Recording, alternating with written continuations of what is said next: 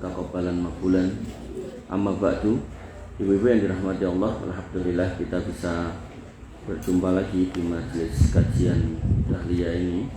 Harapannya bisa membantu kita semua menambah ilmu sedikit-sedikit tapi ajak ya pekan, walaupun sedikit tapi terus sampai akhirnya kita bisa menghadap Allah Subhanahu wa taala di atas ilmu. Ibu-ibu yang dirahmati oleh Allah Subhanahu wa taala, seperti biasa nih dan ulem dan pertanyaan dan serat.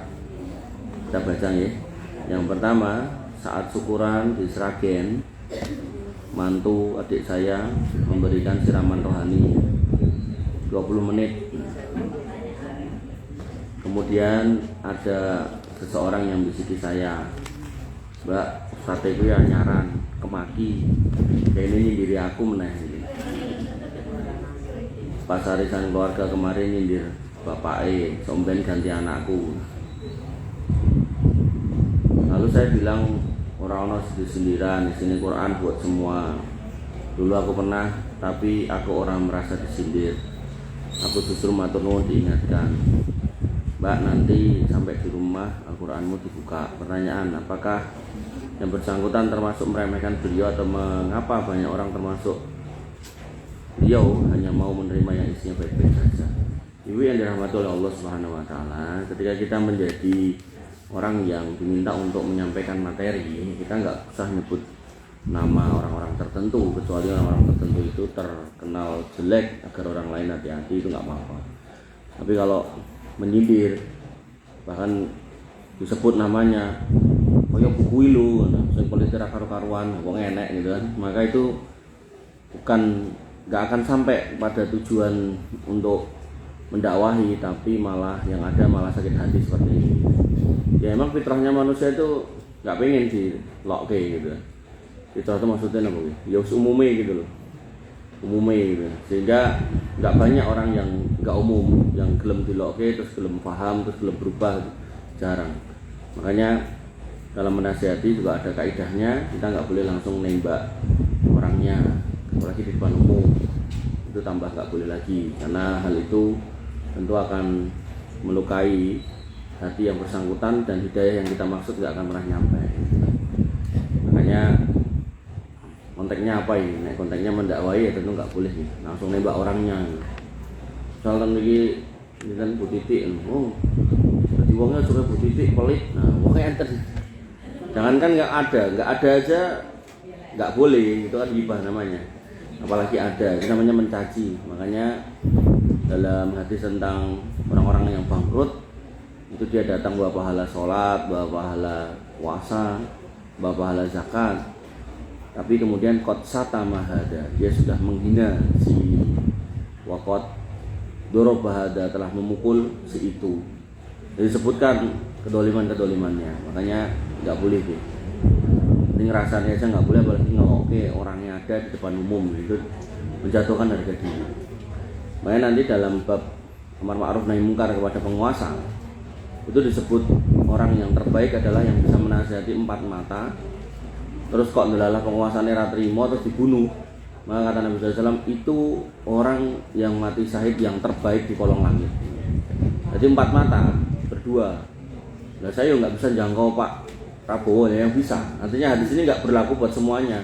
Nah, kita nggak bisa ya jangan nyurati gitu, dengan DM gitu, atau jenengan ngirim nopo gitu. Tapi nek jenengan bisa kepanggih sama beliau, misal jenengan nasihati empat mata, nah itu terus jenengan apa Pak Prabowo boten nrimo, jenengan dibunuh misalnya, maka jenengan mati syahid dengan syahid yang terbaik. Maka menasihati penguasa pun juga harus empat mata. Ibu yang dirahmati oleh Allah Subhanahu wa taala, kelanjutan pertanyaan dulu. Jadi yang P ini nggak salah nih, jadi dia baik-baik aja, dia nggak apa-apa punya perasaan. Ya ustadznya udah kayak gitu. Ini pendapat saya ngoten. Karena memang saat ini niku enten kiai rame laris niku kayaknya nyindiri enek bupati sebelah dilokke, enek lurah sebelah dilokke, camat sebelah ditokke. Kaneng-kaneng wong sebelah dilokke kabeh gitu. Ya wis. Sing model ngoten niku sing payu iki. Enten sing Gus jamaah napa ditolol-tololke, sing payu ngoten niku saat niki. Tapi kan kalau kita ditanya tentang hukum ya, saya secara pribadi yang tidak akan melihat payu apa orang. Tapi ya kalau emang hukumnya nggak boleh ya jangan gitu. Jadi mencaci maki orang depan umum. Ambok yang kasus es teh nih kan digoblok-gobloknya tukang es teh ditekoki karo buse yo gak nesu gitu kan. Tapi yo nek ndelok rupane gitu kan ekspresine dan seterusnya nih, ketok kaya wong gelo, ketok kaya wong sedih. Nah, isi hati ini kan nggak mungkin diungkapkan ketika dia merasa nanti nek ngungkapnya berbahaya.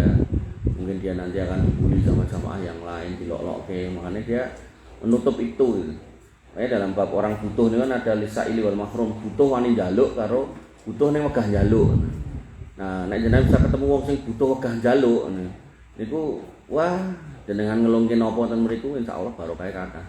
Tapi nek wong butuh njaluk atau malah ra butuh njalukan oke niku.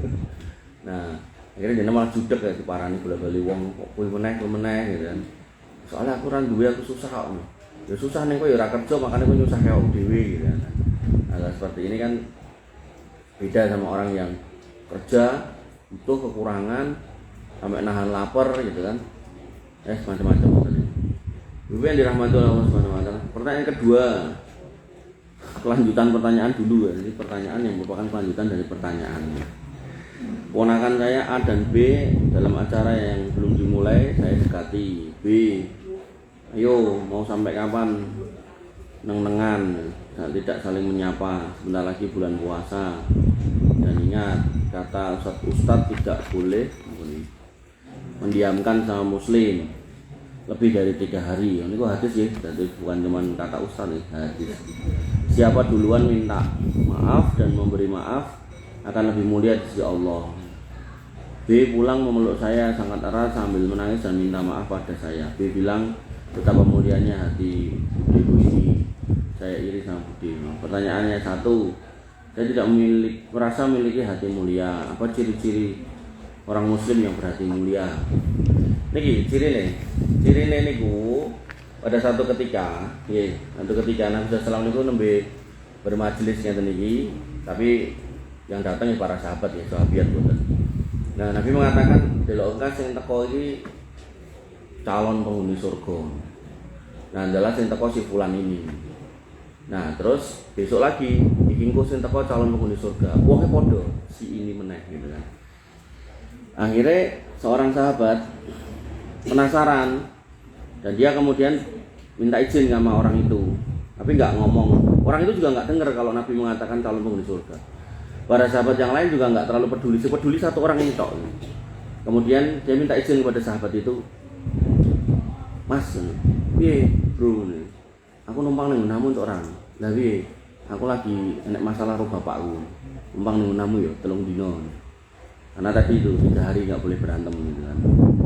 3 hari boleh neng-nengan, sisanya nggak boleh. Gitu. Nah, terus akhirnya orang itu, oh iya wes rapopo. Itu orangnya emang nggak pernah kepikiran apa-apa, ya terus kepo. Nah apa ya, Pakmu salah apa, kowe salah apa, kowe ngopo, enak apa, nggak pernah. Pokoknya iya, silakan. Tidurlah dia di tempat rumahnya itu. Nah ketika di rumah orang yang dikatakan 2 kali oleh Nabi sebagai penghuni neraka di surga ini, nah dia ngamati si orang ini. Bengi yo ketoke turu ya padha kaya aku, salat tahajud ya padha, maca Quran ya padha, ibadah ya padha, nang masjid ya padha. Enggak ada yang spesial. Sama lah gitu. Artinya misal si sahabat yang numpang nginep ini mau sak jus ya dia kira-kira nggih semonten lah. Mboten sing terus ketu ket barisak nganti subuh mboten, sama. Tidur ya tidur, makan. Sampai akhirnya waktu yang disampaikan itu mau selesai atau hampir selesai. Dia kemudian pamit gitu. Mas, aku pamit ya. Lho wis. Ning aku pengen jujur. Lah piye? Aku pengen lalu izin rene kan mergo aku cerita nek aku nek masalah karo bapakku. Nah, saiki aku pengen jujur piye. Nek aku jane nek masalah. Mong aku penasaran terus sampean. Lah piye to? Lah, sadurunge aku njaluk izin kuwi kita itu bermajelis karo Nabi, oleh Nabi. Lah ten niku Nabi niku ngendikan nek jenengan iki calon penghuni surga. Ping kalih sesuke ngomong ngoten mulai. Oh ngono to. Nggih, lah aku iki penasaran Mas, karo amalmu ki apa jane. Tak delok-delok ya padha ae gitu kan. Padha kaya umume wong lah gitu. Artinya nanti sampai pada jawaban ini orang yang berhati mulia itu ternyata amalnya podo ae gitu. Bukan sing rajin nopo-nopo, bukan sing rajin nopo lah mboten. Terus dia bilang, "Ngene lho, Bro. Aku ki nek ngomongke salat ya podo kaya kowe kabeh. Ngomongke puasa ya podo, ngomongke maca Quran wis podo lah itu.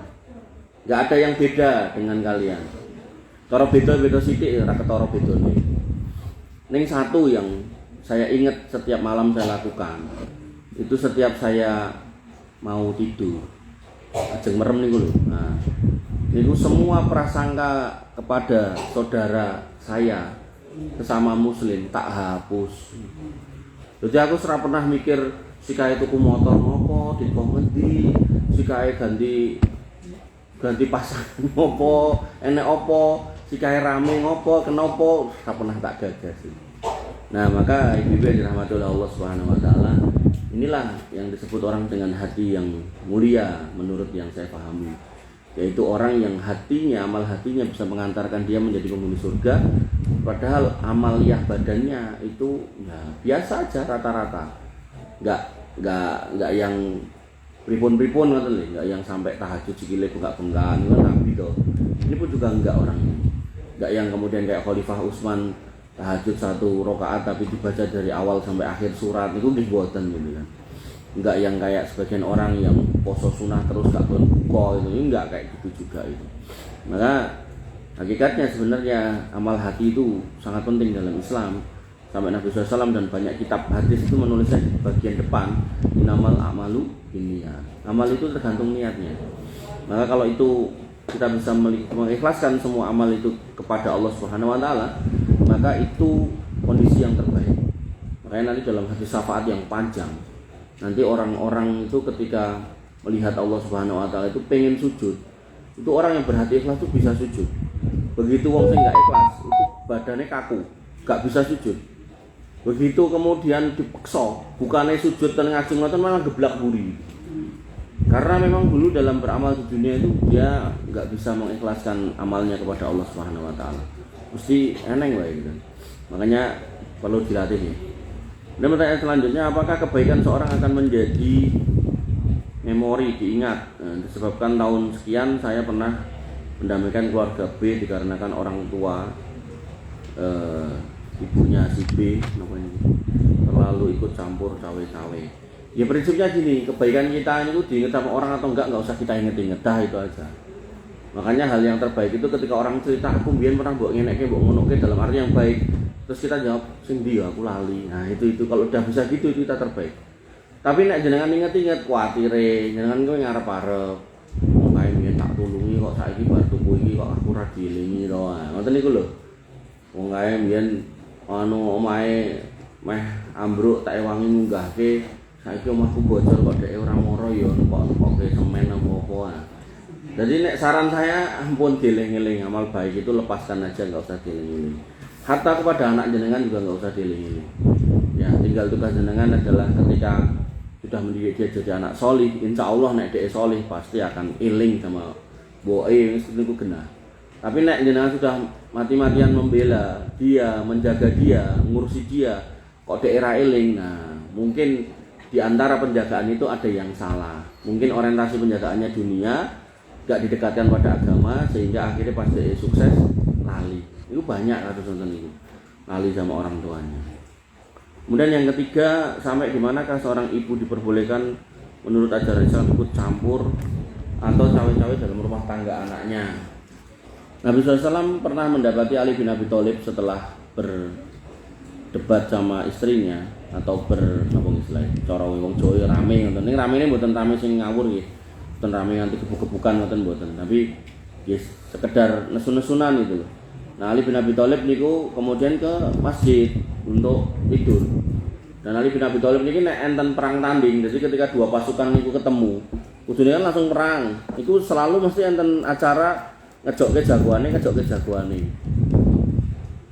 Berkelahi dulu dua orang ini sampai mati.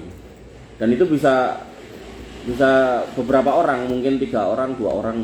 1 lawan 1 mati, nanti terus yang menang sinten nanti jejok kene sijine 1 lawan 1 mati ngoten niku. Nah, dalam kondisi seperti itu Ali bin Abi Thalib itu selalu mengajukan diri, jagoan berarti kan.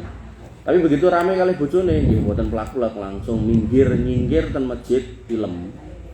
Nah masjid ini mboten enten karpet ngeten iki namung ing pasir tidur di situ. Dan Nabi cuma membangunkan ya abad turab. Bangun wahai bapaknya tanah. Ora terus nyeneni anakku mbok apake to jane. Nah, mboten. Maka orang tua yang baik, mertua yang baik niki yang saya tahu alam niku kalau memang jenengan mau ikut andil dalam menyelesaikan konflik dalam rumah tangga putra atau mantu jenengan, maka pastikan jenengan harus bersikap adil. Orang tuh sangger anak itu belo gitu, karena anak juga bisa salah toh, nggak mungkin anak itu mesti benar toh, jenengnya anak juga berusia. Kemudian yang kedua, jenengan juga harus bisa mengukur apa tenan toh aku kudu mlebu rono gitu kan. Kira-kira urusan tahu karo tempe ngapain jenengan harus masuk dadak melu dadi wasit itu kan nggak perlu.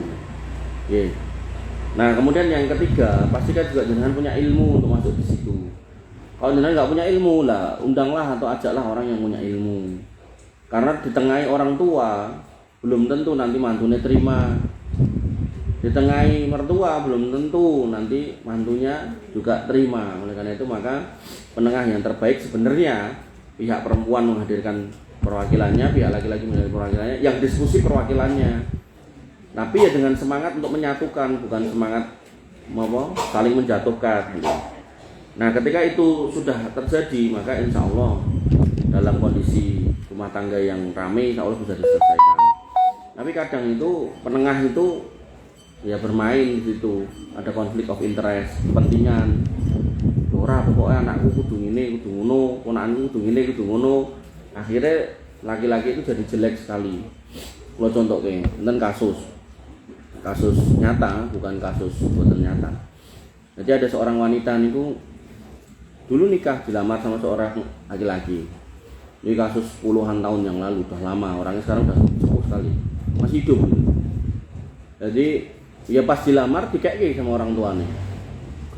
Tapi dalam perjalanannya si anak gadis ini, wanita ini, dari mulai yang punya anak 1, 2 sampai 3, niku nggih mungkin wongnya setiti ngenten yakne.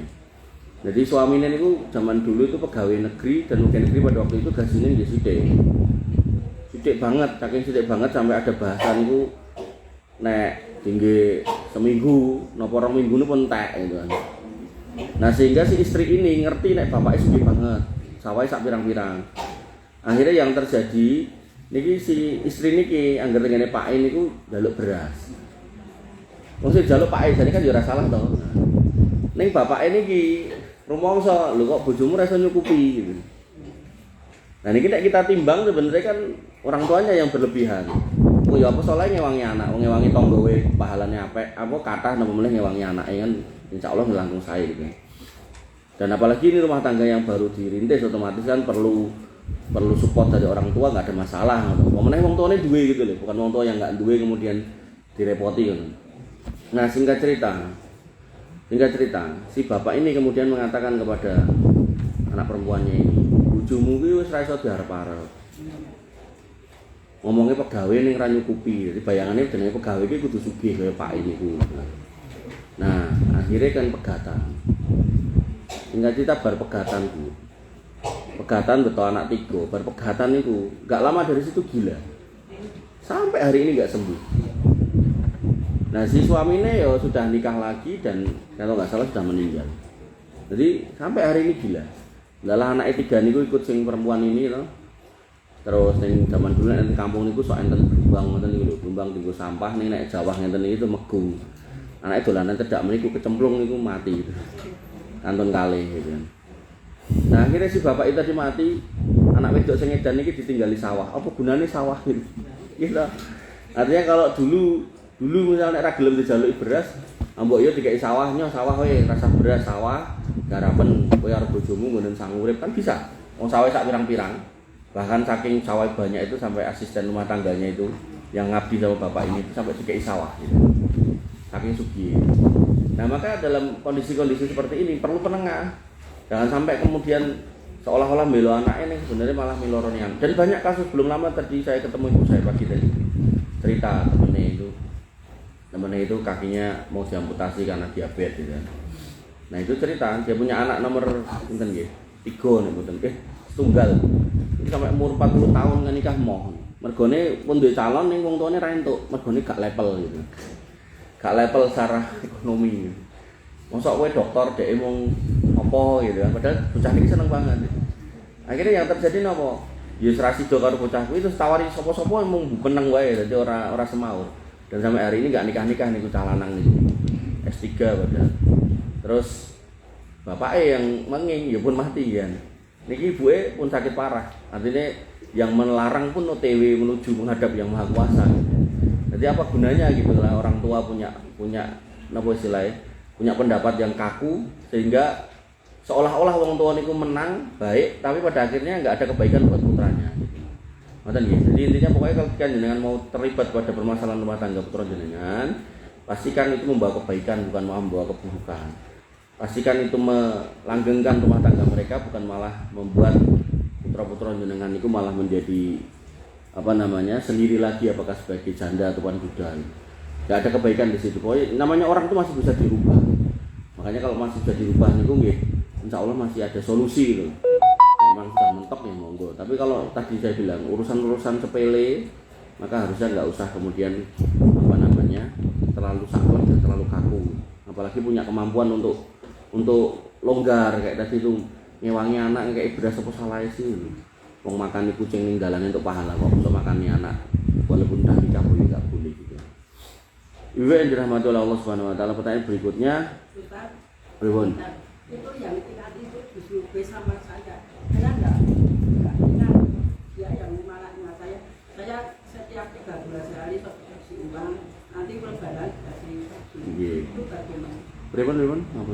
Yang ingat kebaikan itu justru saya. Lah nggih. Lah nggih. Artinya kan apa yang terjadi sama jenengan kan sama yang saya sampaikan enggak bertentangan atau sama toh. Jadi saya menyatakan atau mengatakan kalau bisa kita nggak usah mengingat-ingat kebaikan kita. Kok wong liya sing ingat ya sudah alhamdulillah, ngoten nggih. Jadi kita nggak usah mengingat kebaikan kita ke orang lain. Kalau itu yang nomor 1 yang kedua belum dijawab yang 1 itu kita. Yang putih Bu.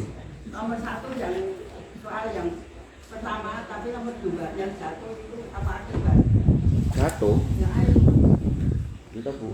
Nomor 1 itu habis pertanyaan nomor 2. Nomor 1 pertanyaan nomor 2. Ya. Nomor 1 niku nomor 1 terus pertanyaan. Nah, 1, apakah P termasuk meremehkan beliau? Niku toh. Terus dan mengapa ngandhape langsung kelanjutan pertanyaan dulu ngoten niku.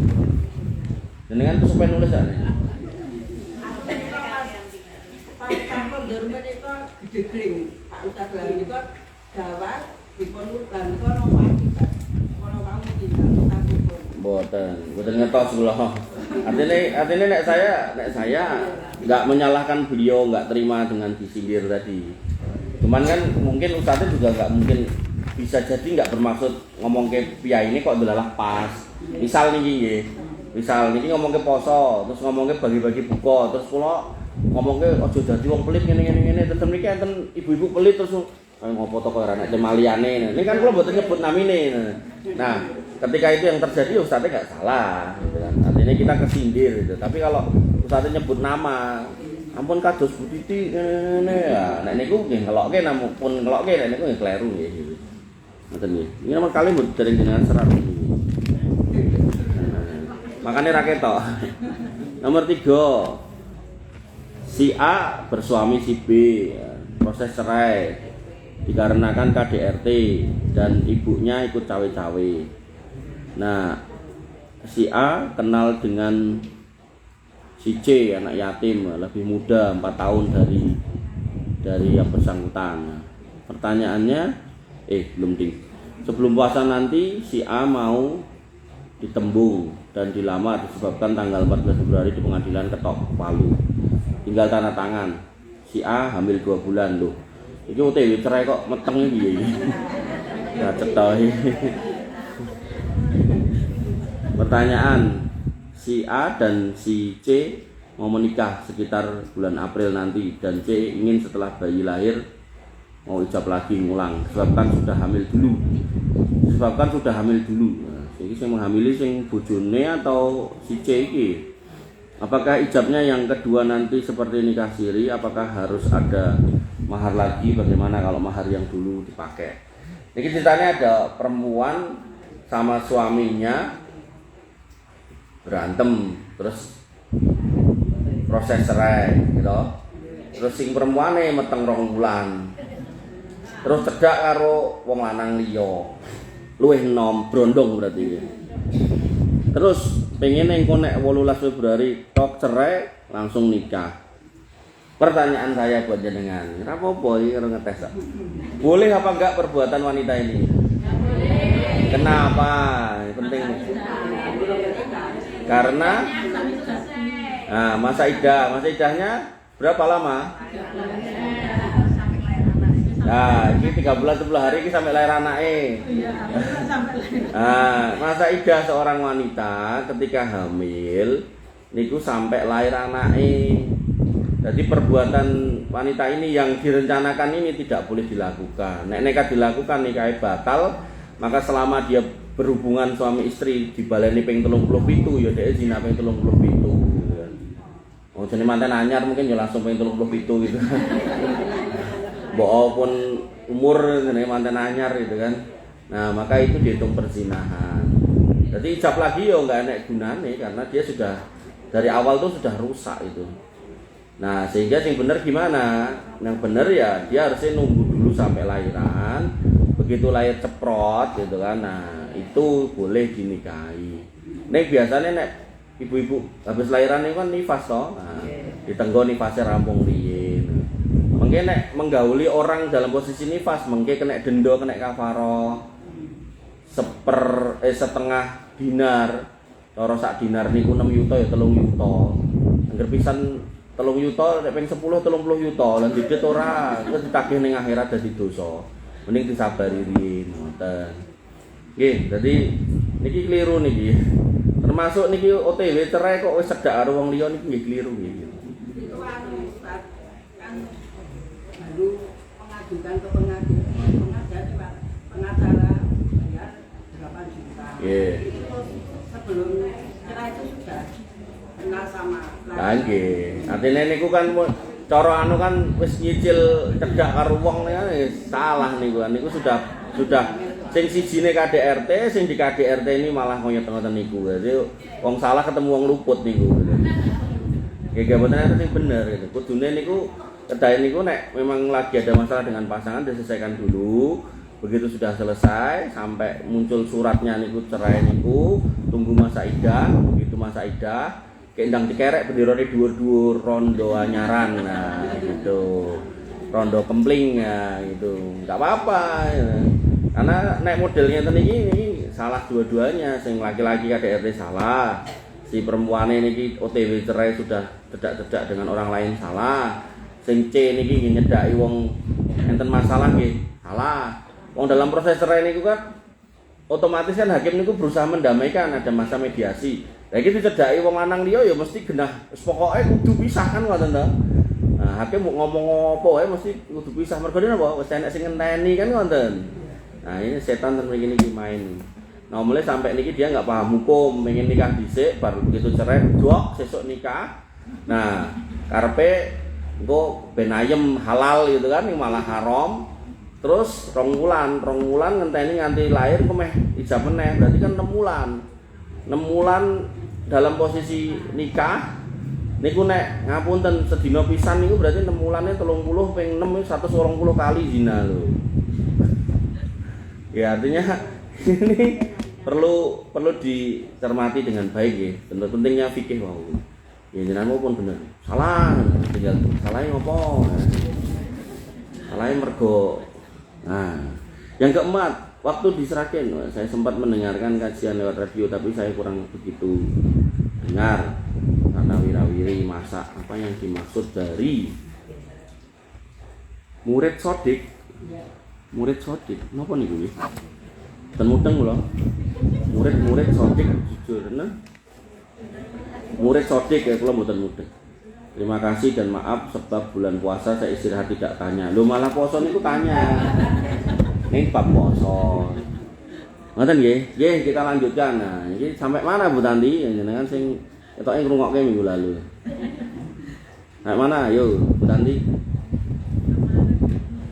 Makan minum kan pembatal puasa. Jadi puasa niku rukunnya 2. Dia harus menepati waktunya dan harus meninggalkan larangannya.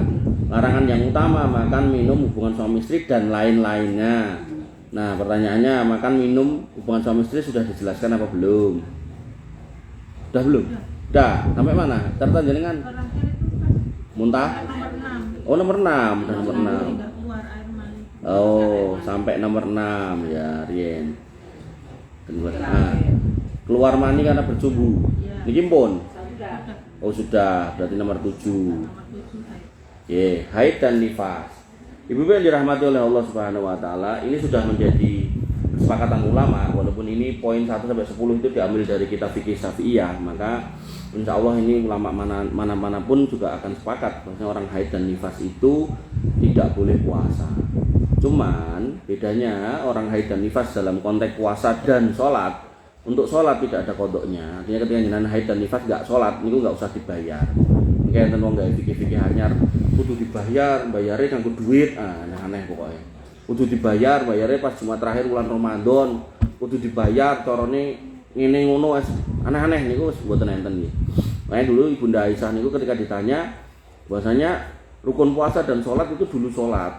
Kenapa kok untuk puasa suruh kodok, sholat enggak? Ibunda Aisyah langsung rodok sebel itu kan dengan pertanyaan itu. Langsung berkata, "Akhariji anti, apakah kamu ini orang khawarij?" Orang khawarij itu orang yang enggak akan melaksanakan syariat kalau dia belum bisa menerima akalnya itu. Dan kudu masuk akal. Padahal dalam beberapa bab fikih itu ada yang enggak akan sesuai dengan akal kita. Contoh misal, contohnya jenengan nek bar wudu nika, misal kados sakniki jenengan lajeng mriki wudu gitu. Terus jenengan ngangge kaos kaki gitu, ngangge sendal atau sepatu. Terus mengke lalah mungkin pas medal game mriki jenengan ngentut. Nah, ngentut nggih. Nek ngentut kan boten istilahé boten harus cebok kan. Nah, terus jenengan ajeng salat maghrib. Ajeng salat maghrib. Tekan ngarep omah enten keran. Omah jenengan niku lho. Nah, keran. Jenengan wudu ten mriku. Niate salat ning omah atau salat masjid nggih entuk. Jenengan wudu ten mriku. Wudu seperti wudu biasanya. Begitu sampai ten kaki, jenengan itu boleh nggak nyopot kaos kaki itu tadi. Jenengan tinggal mengusap alas kakinya. Nek sing dienggo sendal ya sing diusap sendale, nek sing dienggo sepatu sing diusap sepatune. Pertanyaan saya. Niki jenengan jawab salah ya ora apa-apa. Wong niki belajar, niki kula kandhani. Pertanyaan saya. Kudune sekali lagi kudune. Niku sing diusap ngisore napa ndure? Kudune. Ngandhape. Kenapa? Lah kan sing ngidak-ngidak kan ngandhape to. Nah, tapi dalam fikih ketika jenengan mau wudu dengan cara seperti itu, artinya jenengan mengke salatnya kaos kaki niku. Dadi ampun jenengan wudu nganggo kaos kaki niku, mengke terus pas salat kaos kaki dicopot niku ya ora eto. Ya tetep niku dalam posisi terpakai kaos kakinya gitu. Mane kula sosok nek kenapa ngimami kan sok-sok. Kula nek ing kantor ngoten sosok niku kula boten kula copot. Dadi ning kantor kula pun wudu. Nah niku napa? Dalam fikih yang diusap niku atasnya. Dadi cara pripun nggih? Niki sepatu ngoten to. Nah, ngisore kan niki to sing nggih nidak napa-napa niku. Nah, sing diusap niku dhuwure. Nah, dengan diusap dhuwure niku maka wudu kita udah sah. Tinggal niki kita copot jika kita sholat pakai kaos kaki itu. Atau nek konteke jenengan ten napa niku? Lapangan atau mungkin Idul Fitri ten dalan niku, jenengan ajeng sholat ten niku, jenengan ngangge sendal. Ning wudune model ngoten niku. Jenengan sholat ngangge sendalan ento. Kan sakniki sakniki sak jadah kan cilik-cilik niku to. Wong dige bathuk tok niku. Nah, makanya jenengan ngangge sendal, ngangge sajadah, nganggo kaki ento, mboten ana apa usah dicopot gitu. Nah, tapi nek aku senenge dicopot nggih monggo mboten ana apa. Kita ngomong ke fikih iki. Nah, dalam konteks haid dan nifas, seorang wanita itu nggih memang ajarannya adalah dia tidak perlu mengkodok sholat yang ditinggalkan. Tapi untuk puasanya, nah itu harus dikodok, dihitung utang.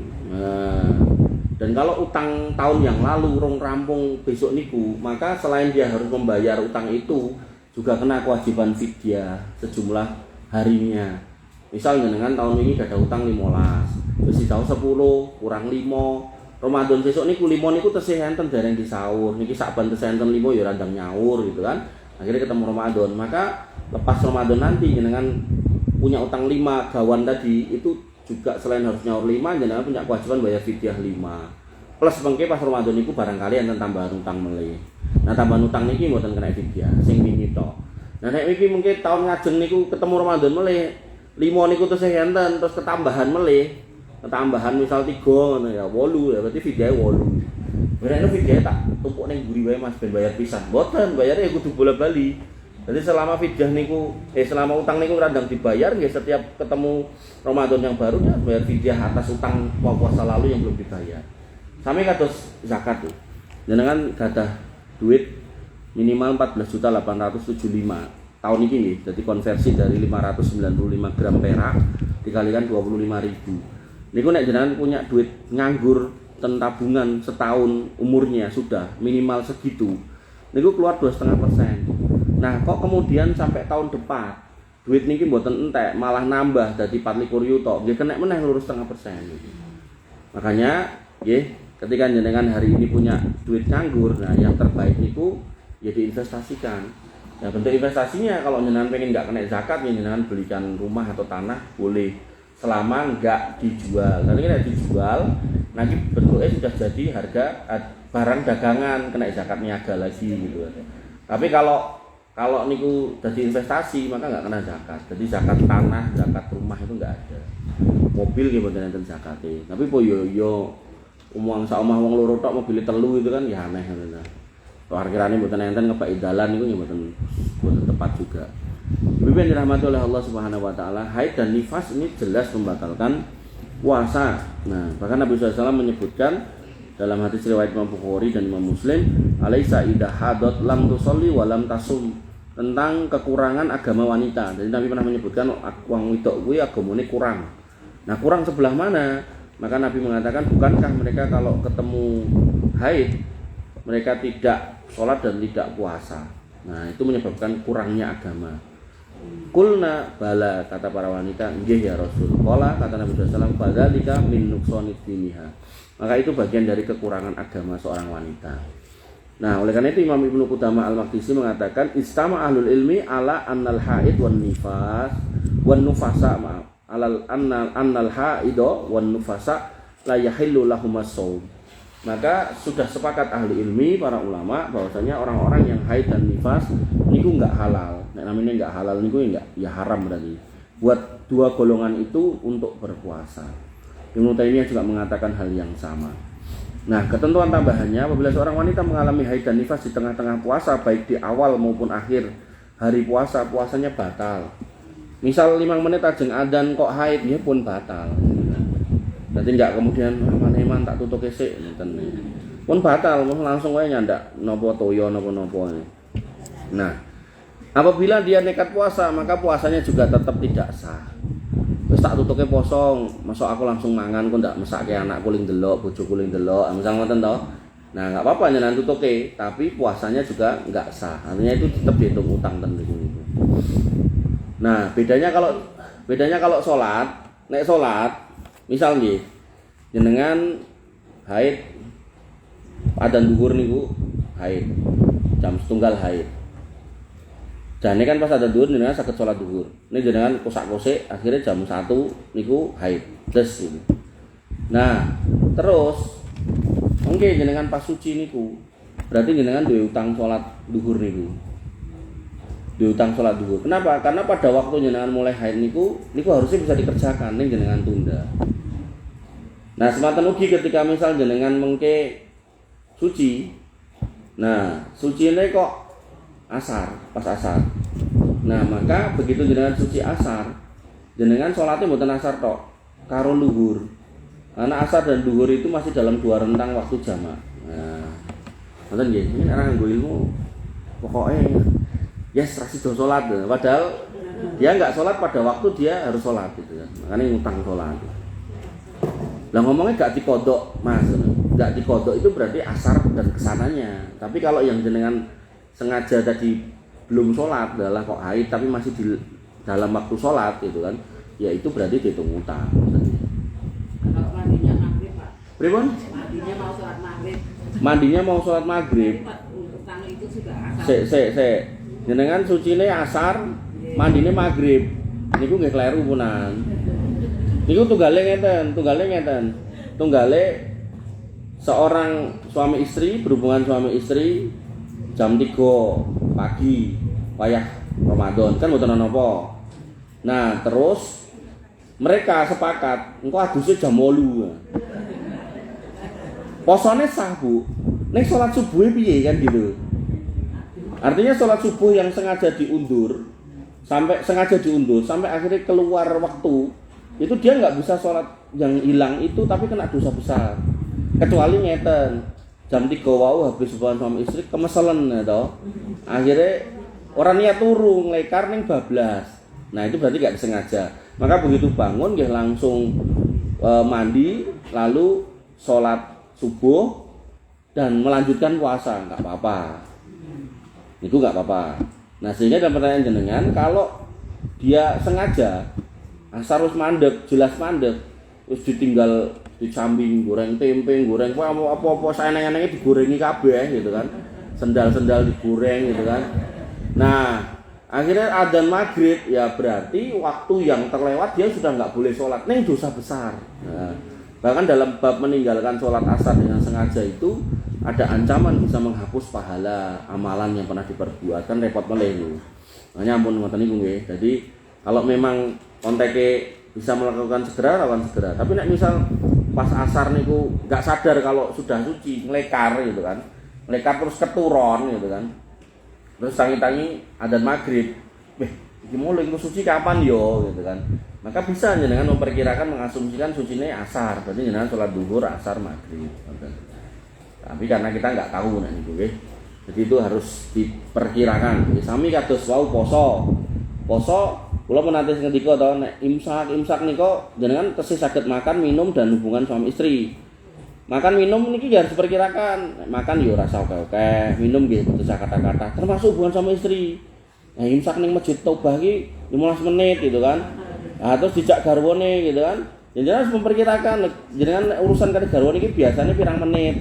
Nek biasanya 35 menit ya ampun dipeksa gitu kan. Nah, karena nanti nek udah adzan subuh kok niku belum selesai ya berarti loro-lorone mboten puasa berarti. Dan itu jadi dosa besar lagi yang namanya ngaja tidak berpuasa. Akhirnya kena kafaroh yang kemarin niku napa? Yang pertama, bebaskan budak. Yang kedua, puasa 2 bulan berturut-turut. Yang ketiga ngasih makan 60 orang miskin. Nah, repot meleh niku. Ibu-ibu yang dirahmati oleh Allah Subhanahu wa taala. Kemudian Ibnu Taimiyah mengatakan keluarnya darah haid dan nifas membatalkan puasa berdasarkan kesepakatan ulama. Jika wanita haid dan nifas tidak berpuasa, dia harus mengqadha harinya di hari lain. Jadi harus diqadha nggih, gitu. Utangnya dicatat, diingat-ingat, diqadha. Dan jenengan yang masih punya utang-utang niku bagusnya diingat-ingat semuanya. Dan niku di benar-benar nek bisa niku ditulis di dalam satu buku atau ditempel di pundi itu. Nah, putrane dikasih tahu karena namanya utang kepada Allah ini nanti ditagih di akhirat. Sehingga harapannya ketika kita meninggal masih punya utang itu, nanti anak-anak kita itu mau membayarkannya. Ini bukan berarti terus rasa tak sahur ben sahur anakku nggih mboten. Artinya tetap kita berusaha. Nah, mungkin rampung coret. Nah, kurangi pinten niku putrane biar tahu gitu. Khususnya jenengan yang mungkin pernah hamil berkali-kali ini kan biasanya utangnya kata. Nah, kemudian berdasarkan perkataan Ibunda Aisyah, kami dahulu juga mengalami haid, maka kami diperintahkan untuk mengodok puasa dan tidak diperintahkan untuk mengodok sholat. Maka berdasarkan sepakatan para ulama, wanita yang dalam keadaan haid dan nifas wajib mengkodok puasanya ketika ia suci. Nifas niku 40 hari niku maksimale. Artinya kalau kemudian ada orang yang nifasnya itu 2 minggu selesai, maka hari ke-15 niku ya poso. Enggak boleh kemudian tetap nganggep nifas bergomer urung 40 hari. Begitu pula orang yang kemudian nifasnya lebih dari 40 hari, maka 41-nya itu dihitung istihadah bukan nifas. Sehingga yang terjadi dia tetap puasa. Cuman bedanya orang yang istihadah sama orang yang haid sama nifas. Haid sama nifas ketika udah selesai, dia untuk menjalankan sholat atau berhubungan dengan suaminya, dia harus mandi dulu sebagai pembersih. Tapi dalam konteks nifas dia wajib sholat setiap waktu sholat. Ning setiap waktu sholat dia harus membersihkan nifasnya, istihadohnya, maaf. Terus habis itu memakai pembalut, terus habis niku wudu baru sholat. Nah mengke niku misal duhur, asar diulang lagi, jadi dibersihkan lagi, wudu pakai pembalut wudu, terus sholat lagi. Mengke maghrib diulang lagi. Jadi ya bisa 5 kali niku sehari. Jadi dibersihkan darahnya itu. Nah, sholat. Nah, ini pas poso mboten. Poso artinya dia tetap puasa jadi mboten sah. Itu dalam rangka sholat teman-teman. Karena kan orang istihadah tuh dia boleh puasa, boleh sholat dan boleh digauli suaminya. Otomatis kalau misal dia mau digauli suaminya gitu kan. Gini kita amri saya ini dibersihkan dulu. Nah, begitu bersih, nah silakan. Nah, begitu selesai, nah mungkin kemudian mandi junub, kemudian dibersihkan lagi, dipakai lagi pembalutnya dan berjalan lagi seperti biasanya. Ngoten nggih. Jadi ampun dalam kondisi berdarah-darah gitu. Ibu yang dirahmati oleh Allah Subhanahu wa taala, Muhammad Al-Hisni penulis kitab Kifayatul Akhyar berkata, tidak ada nukilan ijma' sepakat ulama tentang puasa menjadi tidak sah jika mendapati haid dan nifas. Jika haid dan nifas didapati di pertengahan siang maka puasanya batal. Artinya enggak ada ulama yang mengatakan nek tiba-tiba di tengah niku haid terus kon poso terus boten enten. Jadi ulama sepakat juga kalau haid itu dimanapun waktunya selama itu masih dalam kondisi puasa maka tiba-tiba ya puasanya jadi batal dan seterusnya. Nah kemudian yang ke-9, nah, pokoknya 1 sampai 10 niku dalam fikih Syafi'iyah dan insya Allah niku ijma' ulama niku di dalamnya. Yang ke-9 gila, termasuk di dalamnya pingsan. Ini dalam kategori orang hilang akal. Nah kedua sifat ini membuat puasa tidak sah, gila dan pingsan. Yang ke-10 murtad, itu juga orang puasanya nggak sah. Jadi misalnya ada orang Islam, naudzubillah ya, poso Ramadan untuk 15 dino, ketemu enek masalah, terus ketemu konco, terus dijak pindah agama. Akhirnya dia tak nutuki poso kusik. Engko ben komplit Ramadanku padahal udah pindah agama, maka sudah tidak sah puasanya. Nah, karena orang yang dalam keadaan gila dan murtad tidak dikenai kewajiban ibadah, bukan ahliyatul ibadah. Nah, Muhammad Al-Hisni lagi penulis Kifayatul Akhyar mengatakan, jika datang gila atau ada yang murtad, maka batallah puasa karena tidak termasuk orang yang diwajibkan untuk ibadah. Jadi orang gila dan murtad itu enggak wajib ibadah.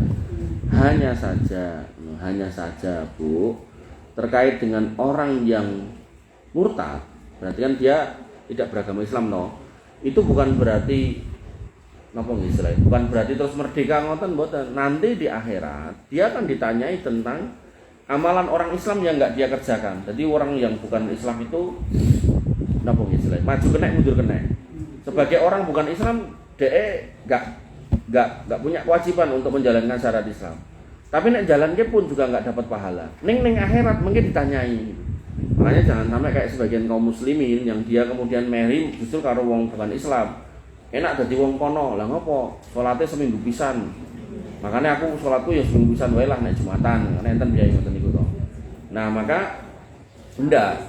Dalam Al-Qur'an disebutkan ada sebuah ayat yang berbunyi masalakakum fisaqor. Apa yang menyebabkan kamu itu nyemplung neraka? Mereka orang-orang kafir menjawab, qalu lam nakum minal musallin. Kami dulu bukan orang salat, loh. Jadi wong kafir itu juga akan ditanya tentang salat. Makanya jangan kemudian jenengan meri karo wong kafir mergo ora salat gitu. Jangan. Biarkan orang kafir meri dengan kita, nek mereka enggak meri ya wis gitu kan. Biarin aja. Yang penting kita istiqomah dengan ibadah kita.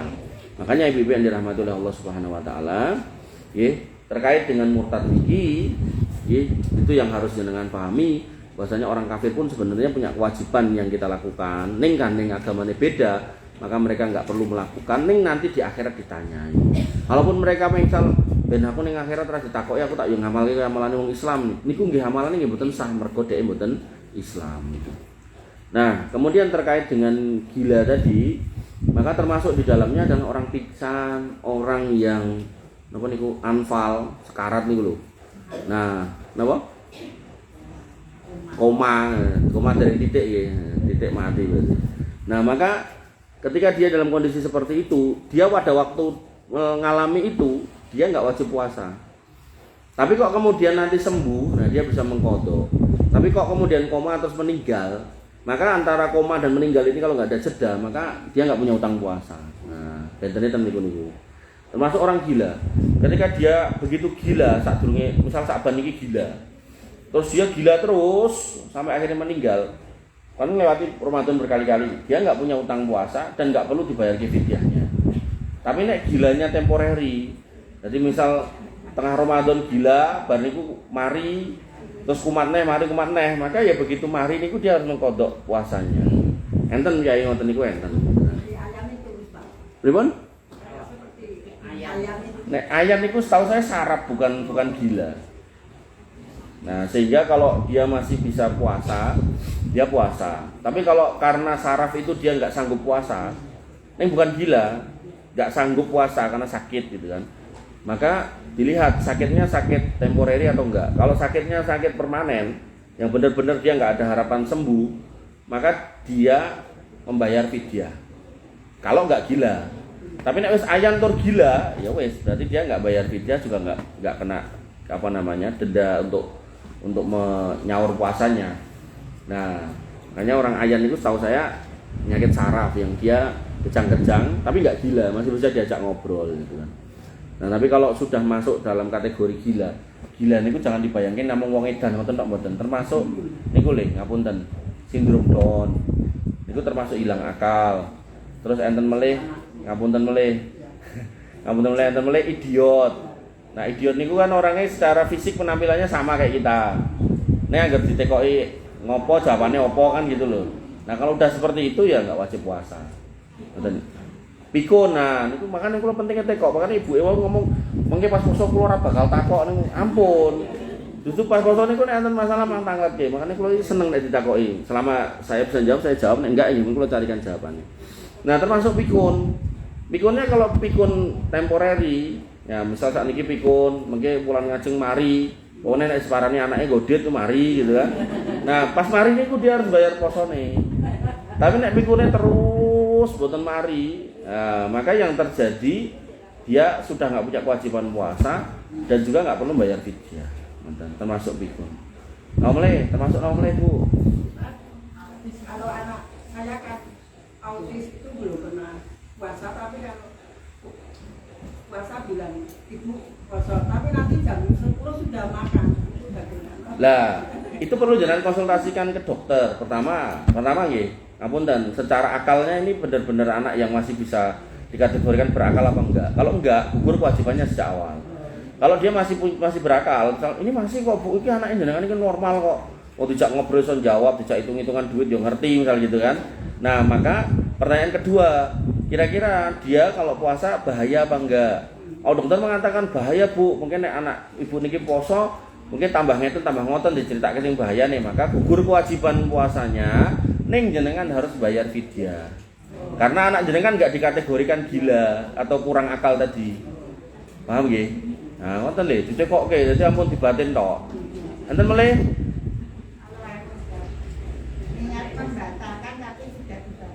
niat membatalkan tapi tidak dibatalkan. Nah, dalam puasa sunnah puasanya tetap sah. Dalam puasa wajib puasanya batal. Karena yang namanya puasa wajib niku niatnya dari malam dan harus dipertahankan sampai selesai. Jangan pernah berniat membatalkan di tengahnya. Ngoten nggih.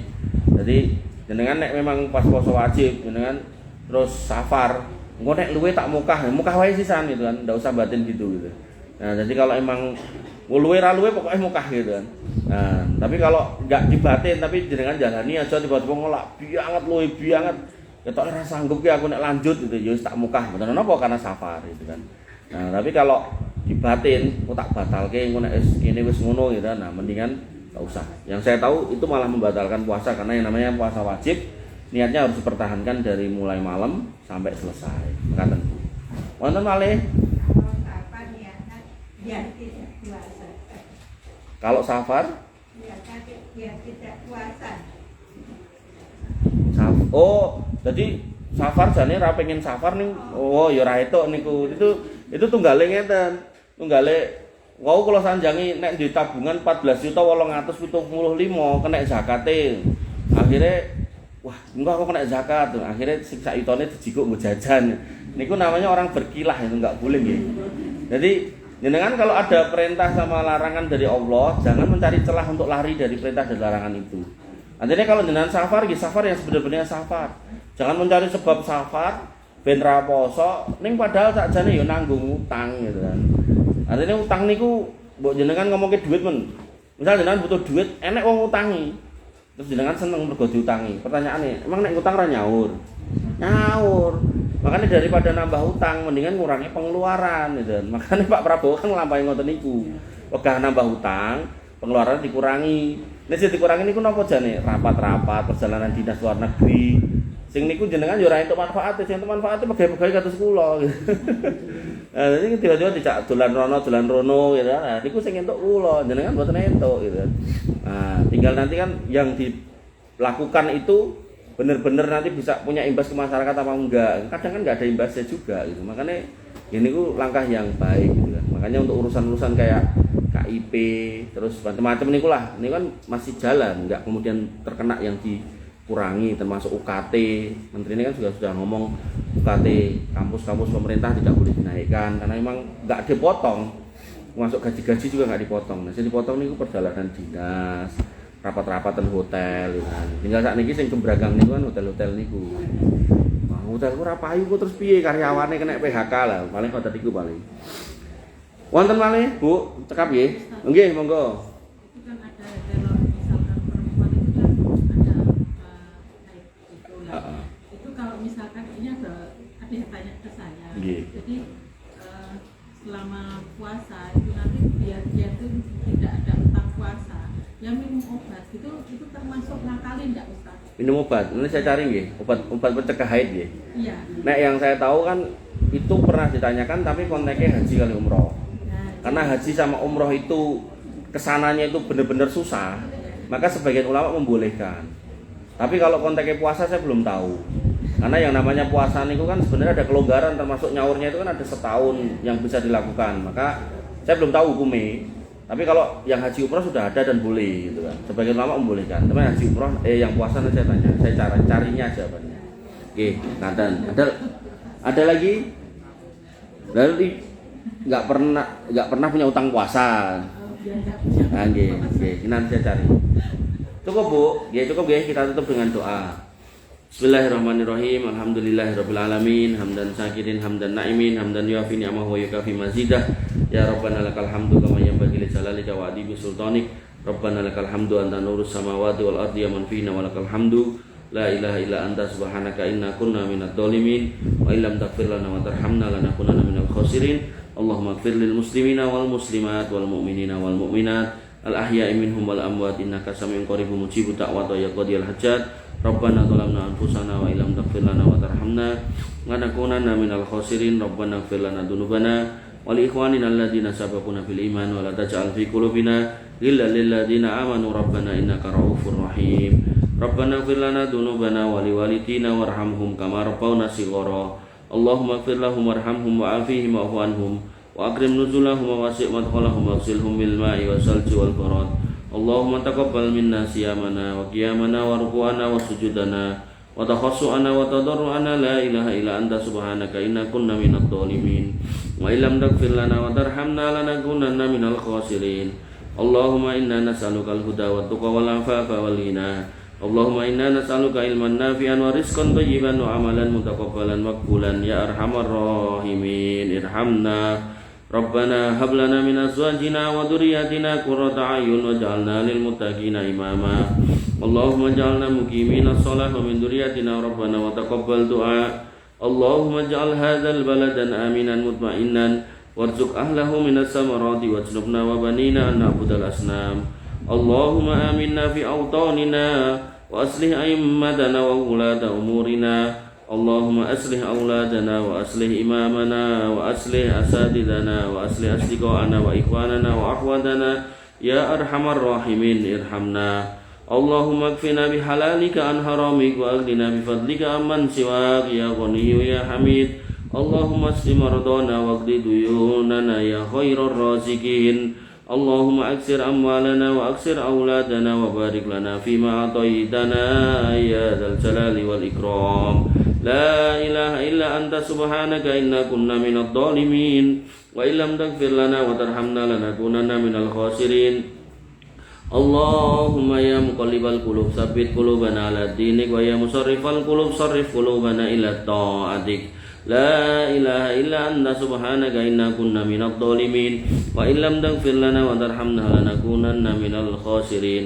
اللهم إنا نسألك الجنة وما قرب إليها من قول وعمل ونعوذ بك من النار وما قرب إليها من قول وعمل يا حي يا قيوم برحمتك نستغيث أصلح لنا شأننا كله ولا تكلنا إلى أنفسنا طرفة عين اللهم إنا نعوذ بك من فتنة المحيا والممات ونعوذ بك من فتنة المسيح الدجال ونعوذ بك من فتنة القبر وعذاب القبر اللهم إنا نعوذ بك من الربا ونعوذ بك من الزنا ونعوذ بك من الدين وغلبة الدين وقهر الرجال اللهم إنا نعوذ بك من المأسم والمغرم يا غني يا حميد اللهم إنا نعوذ بك من سوء الأخلاق ونعوذ بك من الرياء ونعوذ بك من السمعة ونعوذ بك من الكذب ونعوذ بك من الشرك والظلم والبخل والكفر يا أرحم الراحمين ارحمنا يا حي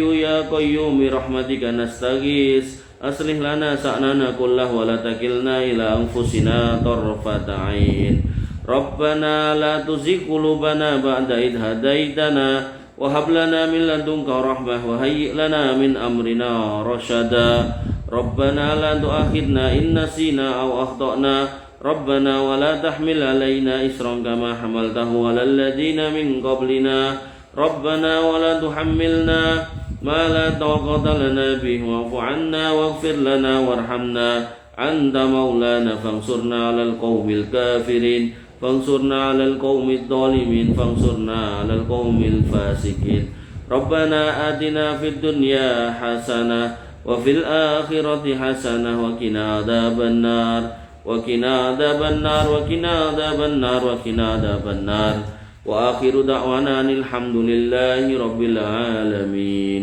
وصلى الله على نبينا محمد وعلى آله وصحبه وسلم أجمعين Akhirul kalam, subhanakallahumma bihamdika, asyhadu an la ilaha illa anta, astaghfiruka wa atubu ilaik. Assalamualaikum warahmatullahi wabarakatuh. Terima kasih kepada